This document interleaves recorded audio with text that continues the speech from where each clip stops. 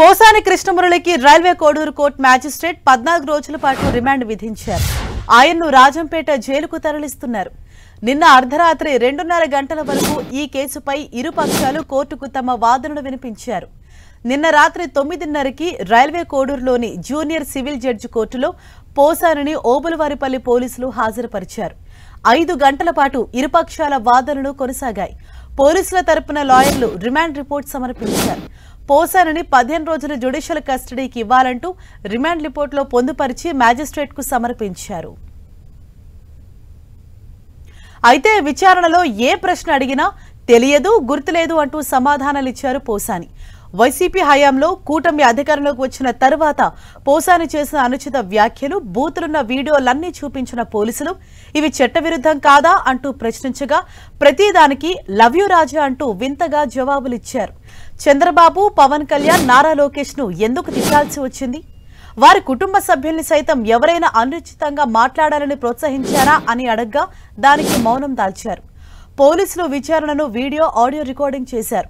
ఈ విచారణ నివేదికను కోర్టులో మ్యాజిస్ట్రేట్కు సమర్పించారు పోలీసులు. ఇరు వర్గాల వాదనను విన్న న్యాయమూర్తి 14 రోజుల రిమాండ్ విధించారు. పోసానిని రాజంపేట జైలుకు తరలిస్తున్నారు పోలీసులు.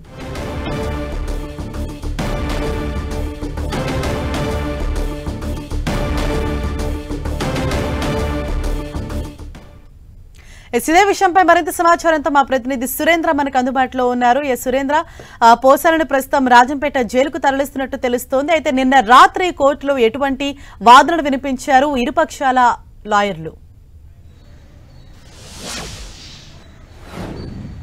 హరీష, కాసేపటి క్రితమే అంటే అరగంట క్రిందటనే రాజంపేట సబ్ జైలుకు సినీ నటుడు పోసాని కృష్ణమురళిని తీసుకొచ్చారు పోలీసులు. అక్కడ రాజంపేట సబ్ జైల్లో ఉన్నటువంటి అధికారులకు కూడా సినీ నటుడు పోసాని కృష్ణమురళికి ఒక ఖైదీ నెంబర్ కూడా కేటాయించారు, 2261 ఖైదీ నెంబరు.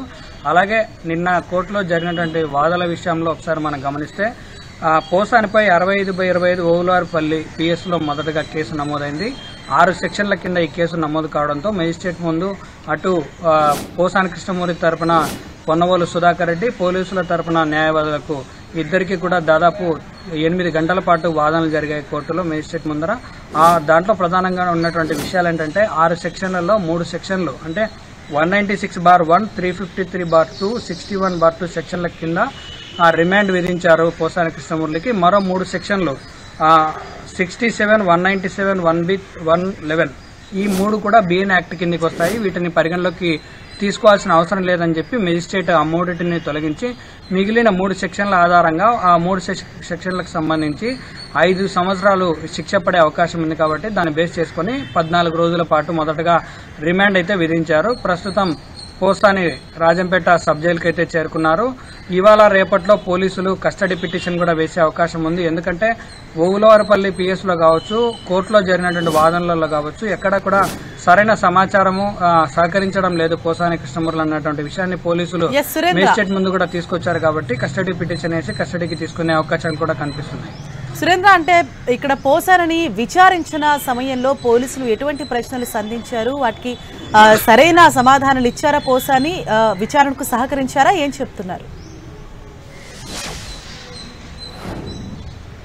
దాదాపు 9 గంటల పాటు నిన్న ఓబులవారిపల్లి పోలీస్ స్టేషన్లో ఎస్పీ అన్నమయ్య జిల్లా ఎస్పీ విద్యాసాగర్ నాయుడు కూడా ప్రత్యేకంగా చొరవ తీసుకుని పోసానిని విచారించారు.